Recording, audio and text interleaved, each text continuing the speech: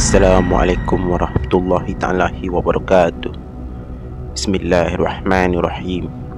Terima kasih kerana sudi mendengar dan menonton kisah-kisah seram dan mistik di YouTube channel ini. Terlebih dahulu, jangan lupa untuk follow, like, komen dan subscribe channel ini. Sekiranya anda berminat untuk kami kongsi dan ceritakan kisah-kisah anda boleh emailkan kisah-kisah anda di ruang description di bawah. InsyaAllah kami akan kongsikan kisah-kisah korang nanti. Diharap kisah-kisah yang kita kongsikan di sini kita boleh ambil dan juga jadikan sebagai iktibar dan pengajaran. Kisah-kisah ini juga ada yang kami ambil dari blog-blog tempatan atau kami ambil dari website-website yang lain. Baiklah, tanpa membuang masa lagi, jom kita mulakan. Nama aku Wan. Kali ini aku ingin berkongsi tentang pengalaman seram aku ketika aku berkelah dan memancing bersama 3 orang rakan aku. Menurut cerita kawan-kawan aku yang pernah ke sana, terdapat banyak spesies ikan yang mendiami sungai tersebut. Contohnya ikan baung, lampam ataupun sebarau. Selain daripada memancing, kami bercadang untuk memasang racik dan jerat bagi menangkap ayam hutan yang selalu kelihatan di hutan hampiran. Perjalanan kami untuk menuju ke tempat ini perlulah berjalan kaki dari tempat letak kenderaan dan mengambil masa selama hampir 2 jam. Setelah bermandi peluh mengangkut barang-barang perkemahan, barulah tempat yang dianggap strategik ini dijumpai. Kami terus memasang kemah dan menyediakan umpan bagi memulakan misi pemburuan. Aku ni memang gemar dengan kaedah casting. Tak kira lah ikan spesies apa, yang penting kaedah itu memang menjadi kegemaran aku. Lebih-lebih lagi bila ikan sebarau yang menyambar umpan. Terasa sesuatu yang menakjubkan apabila ia menyambar gewang. Petang itu kemeriahan memang terasa di tempat kami memancing. Lauk untuk hidangan malam pastinya ikan baung rebus, asam dan ikan sebarau panggang, cicah dengan kicap bersulamkan cili api. Berbalik betul rasanya berjalan jauh ke tengah hutan ni, mendapat tempat yang bagus dan dapat membaling gewang di celah-celah bongkar kayu, hingga berjaya menaikkan sebarau seberat 1 hingga ke 2 kilogram setiap ekor. Kali ini aku terasa bagaikan seorang penembak tepat. Malam tu hujan turun renyai-renyai. Kami berempat mengambil keputusan untuk berehat saja dalam kemah. Namun salah seorang kawan aku, Asmadi, yang lebih terkenal dengan gelaran Madi Ayam, mengambil keputusan untuk memasang jerat bagi menangkap ayam hutan yang dikatakan banyak terdapat di situ. Lagi seorang, Aidil, bercadang juga untuk mengikut Madi memasang jerat. Syahril yang tidur di sebelah aku memang dah lama berdengkur di buah mimpi setelah dia membelasah 3 pinggan nasi panas akibat pandangan bau masak asam. Cuma aku sajalah yang terkebil-kebil sejak Madi dan Aidil meninggalkan kemah setengah jam yang lepas. Puas aku mengiring ke kiri dan kanan sambil memujuk mata ni supaya terpejam lena. Namun tahap mengantuk aku ni masih lagi di tahap yang sifar. Akhirnya aku duduk bersila di dalam kemah sambil mata memandang cemburu ke arah Syahrir yang tidur berdengkur sejak tadi. Rasanya kalau bom meletup pun Syahrir pasti tidak sedar akibat kekenyangan membaham baung masak asam tadi. Sayup-sayup kedengaran di telinga. Aku macam terdengar bunyi riuh rendah suara orang berbual-bual. Aku cuba pasang telinga untuk mendengar dengan lebih jelas. Sah, memang di luar kawasan kemah aku. Macam ada sesuatu yang tak kena. Teragak-agak aku sama ada nak keluar dari kemah ataupun duduk membatu di dalam. Aku perhatikan Syahrir yang masih lagi tidur dengan nyenyaknya. Tak teragak langsung untuk aku mengejutkannya untuk menemani aku keluar dan memeriksa apa yang sedang berlaku. Semuanya bagaikan kabur dan kepala aku terasa macam pening-pening. Namun atas desakan naluri yang kuat, aku mengambil keputusan untuk cuba melihat di luar. Tetapi dalam keadaan aku yang terasa nak pergi melihat dekat luar ni, masih sama aku boleh pula nak tutup mata. Apabila aku membuka saja mata, Sedar-sedar aku melihat keadaan macam dah berubah. Suasana nyaman, cuaca yang redup. Sangat menenangkan jiwa sesiapa saja yang berada kat situ. Aku macam terawang-awang dan aku lupa apa sebenarnya yang telah terjadi. Aku cuba menutup mata aku seketika. Aku cuba untuk menikmati suasana yang tenang dan nyaman itu. Memang tenang betul jiwa aku masa itu. Bagaikan hilang segala masalah yang pernah bertamu di minda. Tak ada sesiapa yang datang mengganggu. Perlahan-lahan aku membuka mata semula. Aku melihat kawasan sekeliling. Pokok-pokok tumbuh segar, bunga-bungaan yang mengeluarkan bau yang harum semerbak. Aku ni ada kat syurga ke? Bisik hati aku. Telinga aku menangkap bunyi seperti bunyi di kawasan air terjun. Sayup-sayup bunyi air itu memenuhi ruang telinga aku. Kaki aku perlahan-lahan melangkah mengikuti bunyi air terjun tersebut. Makin lama makin kuat bunyi itu. Mata aku sekali lagi terpesona akan keindahan yang dipaparkan di hadapanku masa itu. Masya Allah, cantiknya, indah. Hanya itu yang aku mampu ucapkan di saat itu. Aku duduk di sebuah batu yang sederhana besarnya. Kaki aku direndamkan ke dalam air. Sejuk, sangat menenangkan. Aku tersenyum puas. Puas akan keindahan dan kenikmatan suasana yang tidak pernah aku rasakan sebelum ini. Sedang tangan aku sibuk bermain-main air di situ, tiba-tiba aku terdengar seseorang menegur aku dari arah belakang. Apabila aku berpaling, aku melihat ada seorang pakcik yang sedang memandang aku dengan penuh tanda tanya. Anak ni orang luar? Soal pakcik tua tu. Nak kata tua pun tak adalah tua sangat, tapi macam pangkat pakcik lah. Wajahnya bersih. Mesti masa muda pakcik ni handsome, kata aku sendirian dalam hati sambil tersengih-sengih. Pakcik, sebenarnya saya pun tak tahu macam mana saya boleh sampai dekat sini. Aku menerangkan hal yang sebenar. Aku sebenarnya tak dapat mengingati bagaimana aku boleh berada di kawasan itu. Tapi yang pasti, aku suka berada di situ. Aku suka suasananya.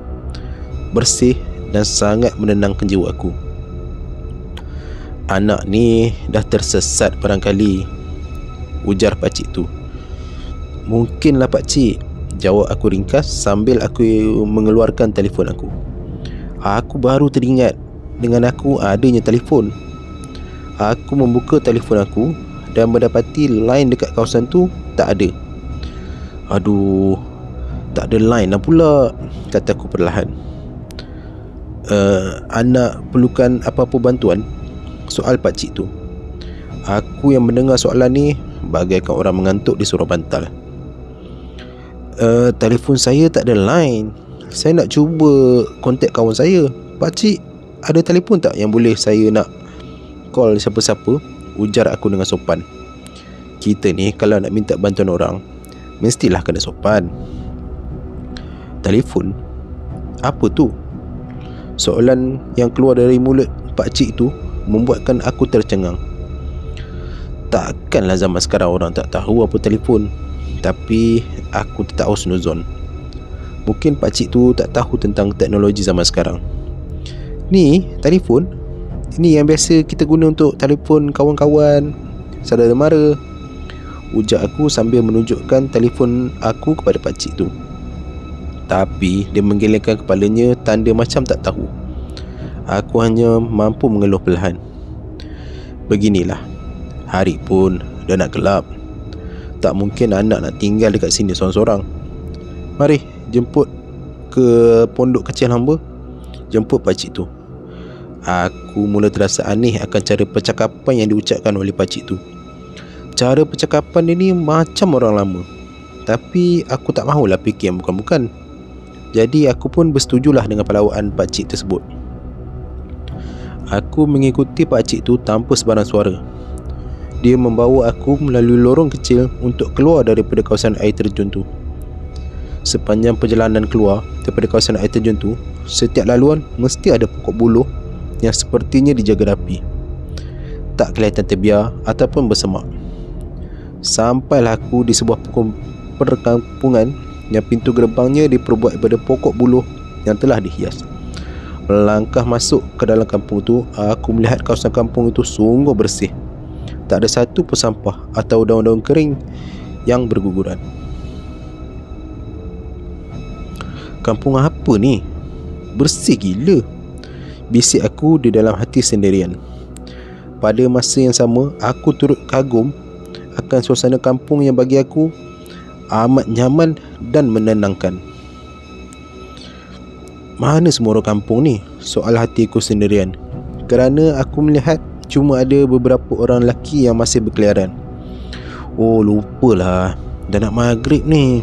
Patutlah, mesti semua orang masuk dalam rumah, bisik hatiku sambil tersenyum. Kaki aku masih mengikuti langkah pakcik itu sehingga kami berhenti di sebuah rumah. Rumah yang kelihatan seperti rumah orang lama-lama, tapi cantik dan tersergam indah. Kayu diperbuat daripada kayu yang berkualiti tinggi. Mungkin itu tekan aku lah. Jemput naik nak, jemput pakcik tu dengan ramah. Aku cuma mengangguk dan tersenyum lalu naik ke rumah. Aku disambut oleh seorang wanita yang aku fikir mungkin isteri pakcik tu. Aku dijemput untuk duduk. Aku menurut saja. Walaupun rumah tu tak seperti rumah orang lain, tak ada sofa, televisyen atau peralatan teknologi lain, namun aku amat senang berada dekat situ. Dia ibaratkan macam kita terpisah daripada dunia yang penuh dengan teknologi yang kadang-kala menyesakkan kepala. Aku dipelawa untuk minuman bujang kata orang. Namun begitu, aku tetap berasa puas apabila dilayan dengan baik sekali. Aku pun berbual-bual kosonglah dengan pakcik tu. Kata pakcik tu, jarang orang luar seperti aku dapat masuk ke dalam kampung ni. Bila aku tanya kenapa, pakcik tu mengatakan kampung ni tak mudah dilihat orang luar. Aku fikir mungkin kampung tu agak tersorok daripada pandangan orang luar.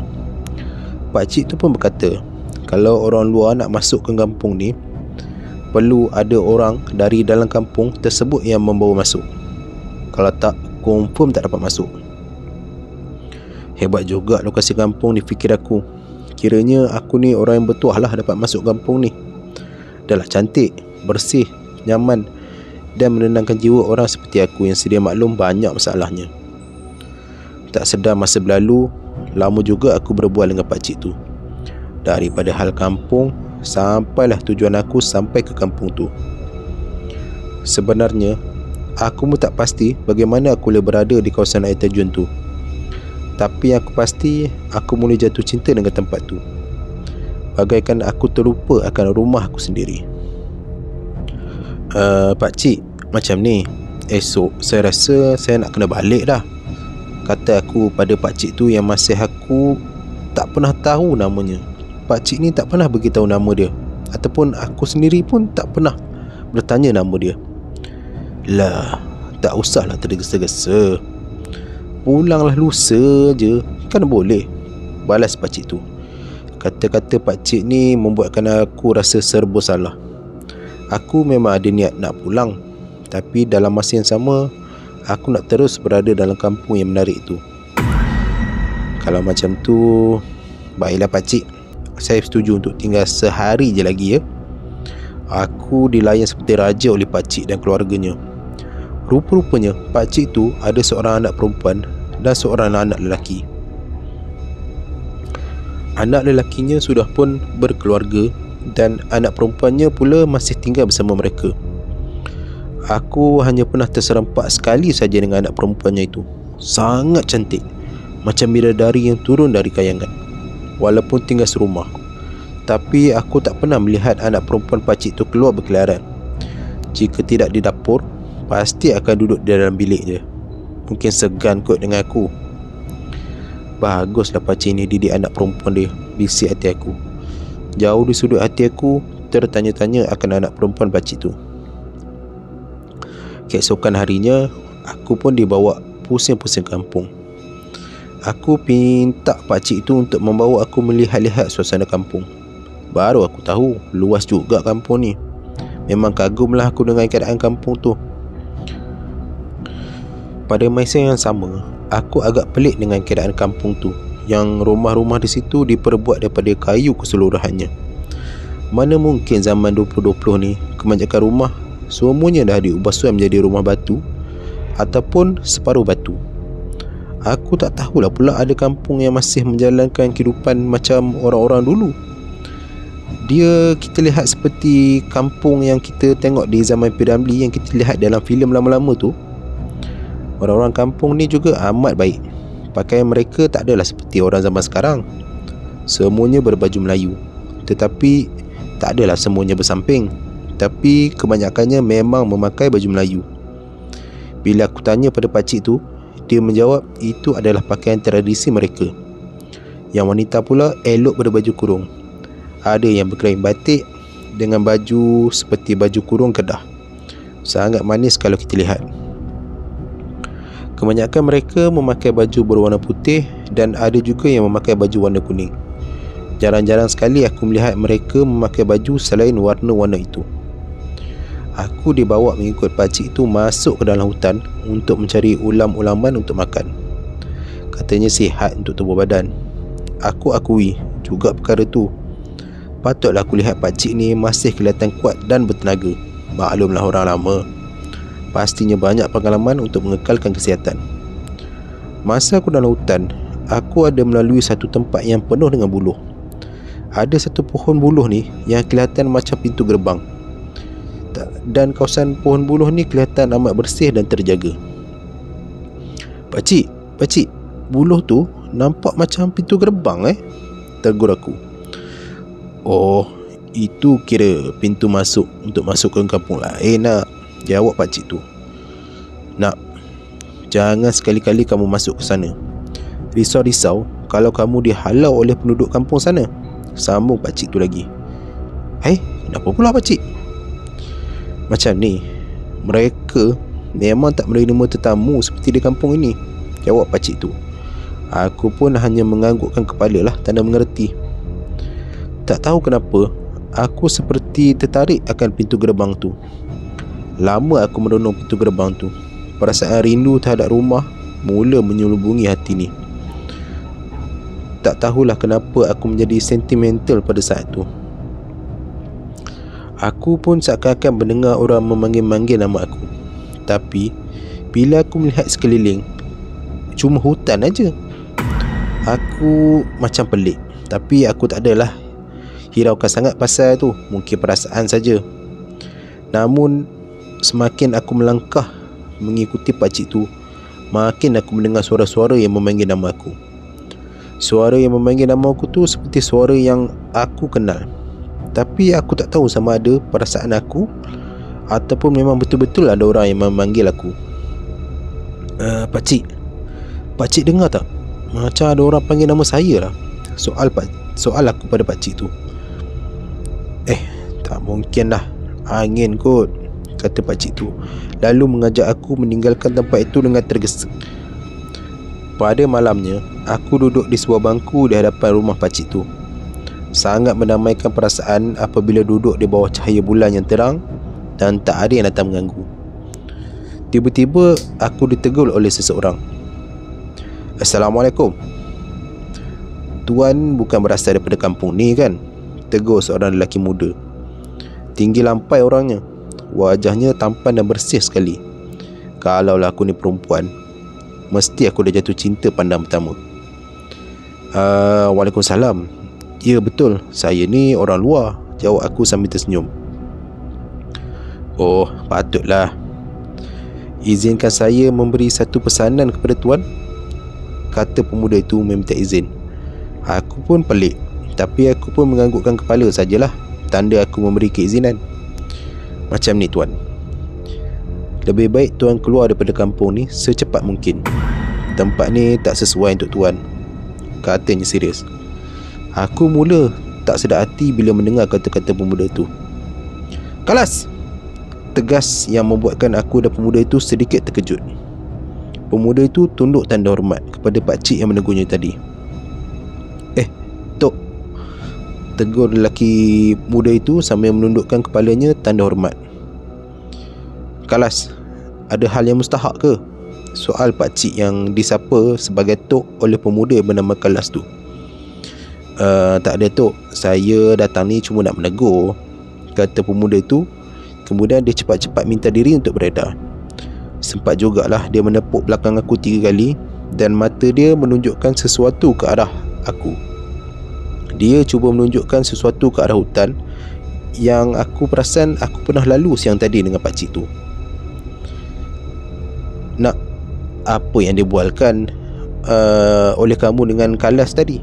Soal pakcik tu dengan nada serius. Tak ada apa pakcik, dia cuma tanya kat saya ni orang luar ke atau bukan. Aku jawab sambil tersenyum. Pakcik tu aku nampak macam kelihatan sedikit lega dengan jawapan aku. Nama dia lelaki tu Kalas. Kalas ni sebenarnya tak berapa waras, jadi tak usahlah anak berbicara dengan dia, pesan pakcik tu. Aku cuma menganggukkan kepala walaupun aku merasakan pemuda tadi tak seperti yang dikabarkan oleh pakcik tu kepada aku. Oh, macam tu ke pakcik? Tak apalah. Tapi esok pagi boleh tak pakcik hantarkan saya keluar daripada kampung ni? Aku cuba bertanya lagi dengan pakcik tu. Kenapa anak tergesa-gesa nak keluar? Apa dekat kampung ni tak menarik ke? Soalan tu terbiar sepi. Aku pula yang kena soal kembali. Kampung ni menarik pakcik, nyaman, damai dan menenangkan jiwa. Tapi saya rindukan rumah saya, jawab aku jujur. Pakcik tu nampak macam tak selesa. Lalu dia bangun dan meninggalkan aku yang terpinga-pinga ni. Aku salah cakap ke? Bisik aku sendirian. Aku terasa ada seseorang yang memandang aku. Bila aku berpaling, aku melihat pemuda yang menegur aku tadi ada di sebalik pokok besar. Dia cuba memanggil aku untuk mendekati dia. Aku macam teragak-agak nak ikut pemuda tu, tapi tengok gaya dia macam bersungguh-sungguh mengajak aku pergi ke arah pokok tu. Akhirnya aku pun turutkan jugalah. Aku perlahan-lahan mendekati dia. Dia dengan tak semena-mena terus menarik lengan aku, lalu mengajak aku berlari masuk ke dalam hutan. Aku apalagi memang terkejut lah. Aku cuba melepaskan diri, tapi pegangan dia ni kuat dan aku hanya mampu mengikuti langkah dia.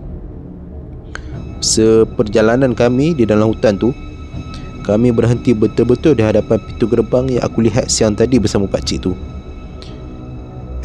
Kenapa ni? Kau tarik-tarik aku ni? Soal aku dalam nada yang agak tinggi dan macam termengah-mengah sikit. Macam ni tuan, tempat tuan bukan di sini. Saya tegaskan, ini bukan dunia tuan, kata pemuda tu. Sekali lagi aku merasa aneh dengan perbicaraan dia. Apa yang kau merepek ni? Dah lah, aku nak balik. Kejap lagi pakcik tu cari aku, susah pula, kata aku sambil bersedia meninggalkan kawasan tu. Belum sempat aku melangkah, pemuda tu terlebih dahulu menahan aku daripada pergi. Tuan, dengar ni. Nama yang tuan panggil tadi Tok Ali. Pakcik yang tuan masukkan tadi Tok Ali. Tok tu cuma nak menjodohkan tuan dengan anak puterinya. Kalau tuan tak keluar dari kampung ni, tentu-tentu tuan tak akan jumpa lagi jalan keluar, kata pemuda tu bersungguh-sungguh. Aku fikir mungkin benar kata pakcik tu yang pemuda bernama Kalas ni ada masalah mental ni. Aku memang tak hiraukan lah kata-kata pemuda tu. Tapi aku tiba-tiba ditolak melintasi pintu gerbang. Aku macam tak boleh nak buat apa-apa. Pemuda itu hanya berkata, "Tuan, keluar dari dunia ni," katanya sambil tersenyum. Aku macam ditolak melintasi pintu gerbang tu, dan tiba-tiba aku mendapati aku dah berada di sebuah kawasan hutan. Dari pintu gerbang tadi tak ada lagi kelihatan pemuda ataupun kampung yang aku duduki tadi. Semua lenyap dari pandangan. Aku menjadi sangat aneh. Bukan itu saja, tempat yang aku berada dalam kampung pada waktu malam kini dah jadi waktu siang. Apa yang jadi kat aku ni? Macam-macam persoalan berlegar di fikiran dengan aku. Tiba-tiba aku terdengar ada suara memanggil aku. "Wan, kau pergi mana? Puas kita orang cari." kau tahu tak, dah seminggu kau hilang," kata suara itu lalu menerpa ke arah aku. Aku macam kenal suara ni, tapi aku macam tak boleh nak mengeluarkan apa-apa suara. Aku masih lagi dalam keadaan yang macam keliru. Tiba-tiba kepala aku macam pening-pening dan aku terus rebah di bumi. Aku dibawa ke hospital. 2 hari aku ditahan di hospital. Aku baru teringat seminggu yang lepas, aku dan kawan-kawan aku pergi bercuti di sebuah kawasan air terjun.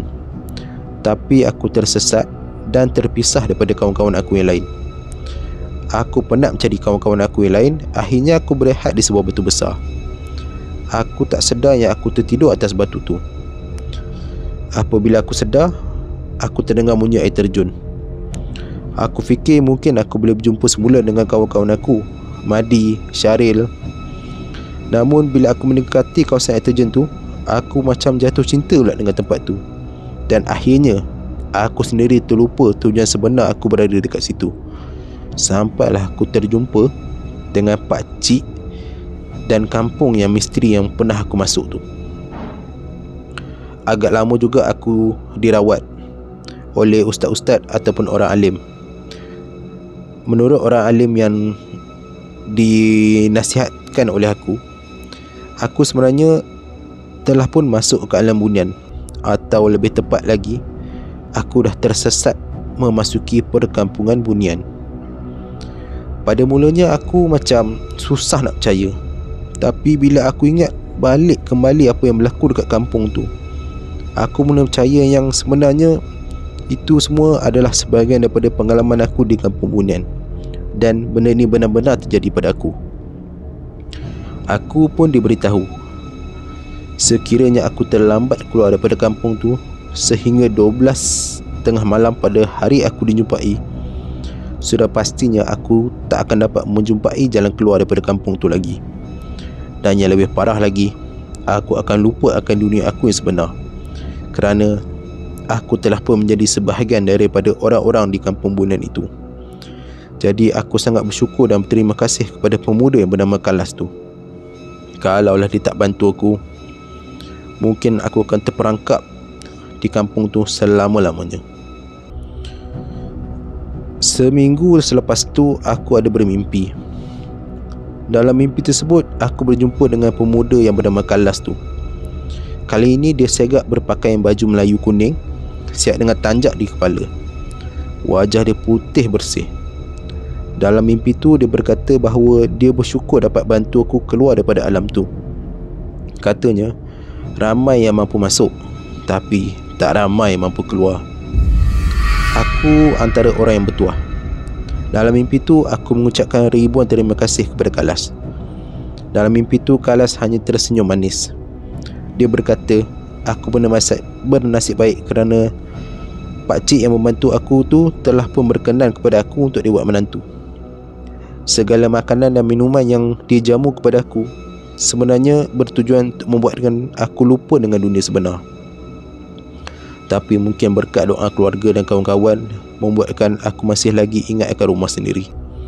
Sebab itulah aku masih lagi teringat untuk nak balik ke rumah. Oleh itu, itulah tujuan pakcik tu cuba mencuri masa untuk membuatkan aku lupa akan rumah aku dan terus tinggal di dunia mereka. Kalas yang sedar akan perkara ini telah cuba sebaik mungkin untuk membantu aku keluar daripada dunia mereka. Alhamdulillah, berkat segala doa keluarga dan kawan-kawan, aku berjaya keluar. Perkampungan bunian yang membuatkan ramai orang tertanya-tanya akan keadaannya, itulah sedikit tentang kampung mereka. Sebenarnya bunian ini bukan jahat. Ada juga yang baik dan ada juga yang ingin membantu orang lain. Tetapi perkampungan yang aku ceritakan ini adalah perkampungan bunian bukan Islam. Mereka ni sebenarnya hidup macam orang Melayu, tetapi mereka bukan di kalangan orang-orang Islam ataupun bunian ataupun jin Islam. Dan buat pengetahuan semua, ini merupakan kisah benar yang aku ceritakan sendiri untuk dijadikan iktibar dan pedoman kepada kita semua. Sekian, Assalamualaikum warahmatullahi wabarakatuh.